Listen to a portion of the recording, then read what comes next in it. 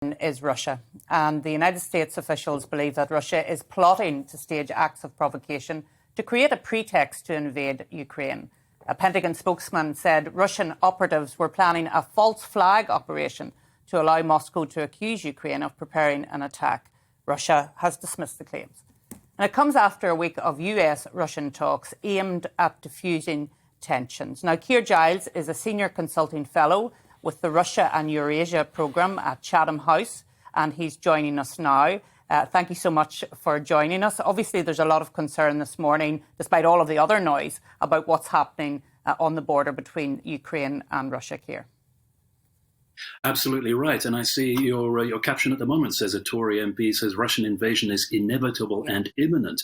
The problem is, no, it isn't. There are so many other things that Russia could do to try and emphasize its point and emphasize its demands to NATO and the United States to effectively give Eastern Europe back to Russia that don't involve rolling tanks across the border in Ukraine, because that's messy, it's unpredictable, it's expensive. And there are so many other ways in which Russia could emphasize its point. We've seen the cyber attacks on Ukrainian websites over the last few days. We've seen suspicious activity around NATO civilian communications infrastructure up in the far north. Many other things that Russia could do that are a lot safer and more predictable and less expensive than actually attacking Ukraine. You do hear people saying that this big military build-up against the Ukrainian borders that Russia has done is, as they put it, too big not to be used. But the point is, it already has been used. It's frightened the United States and NATO and European politicians into talking to Russia about the demands and the guarantees that NATO will roll itself back, that they shouldn't even be having that conversation about in the first place. Yeah. Keir, I was Defence Secretary at the time when NATO was beginning its expansion, taking in the former satellite states that had been controlled by the Soviet Union, moving up very close to the Russian border with NATO. Do you buy the argument that Russia feels provoked by NATO, that the military exercises, for example, that NATO conducts in the Black Sea are a provocation? Should we in any way allow the idea to gain a footing that Russia has a sphere of influence beyond the borders strictly of Russia? Well, that gets to the heart of the problem. And there are two distinct issues here. First of all, it's wrong to say that NATO being close to Russia is what provokes all of this hostile activity by Russia, because Russia was perfectly happy to engage in these small wars around its periphery when NATO was nowhere near. In the few years after the end of the Soviet Union, for example, we saw that happening all the way around Russia's south. But at the same time, the deeper issue is Russia thinking that it is entitled to dictate how these other countries around its periphery in Eastern Europe manage their affairs, to say what their foreign policy and their security policy should be, whether they should be allowed to join NATO or whether they should come under Russian dominion.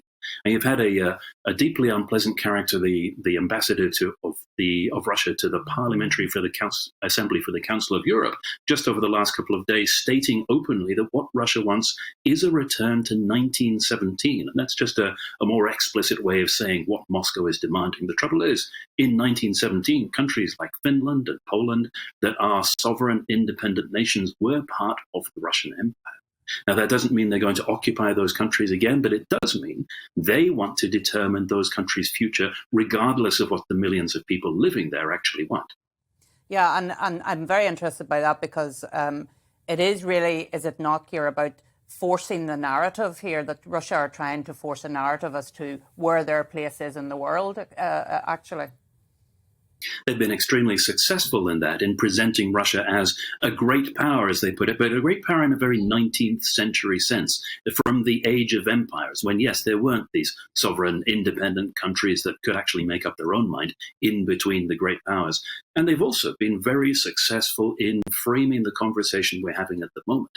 Everybody's presenting this as being about Ukraine and about Ukraine not joining NATO. And the conversation, as Michael's already alluded to, is about NATO not expanding further towards Russia.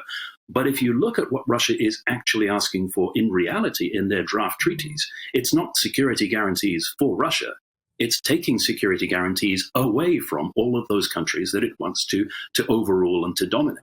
It is NATO rolling back all of that expansion and taking away the protection that those people want to have in order to determine their own futures free from Moscow. Keir, very, very briefly, is there a way that NATO can help to de-escalate? Well, unfortunately, NATO isn't even being asked. For as far as Russia's concerned, it's a conversation between the great powers. They think the US runs NATO. So their demands, even explicitly in the treaties, is US, you tell NATO what to do. So NATO, unfortunately, is almost as out of the picture in terms of determining what happens as the EU is, which has been completely irrelevant and sidelined. Well, thank you so much, Keir, for joining us. It's a fascinating piece that's happening outside of the usual realms of what we're discussing. So it's really good to have you on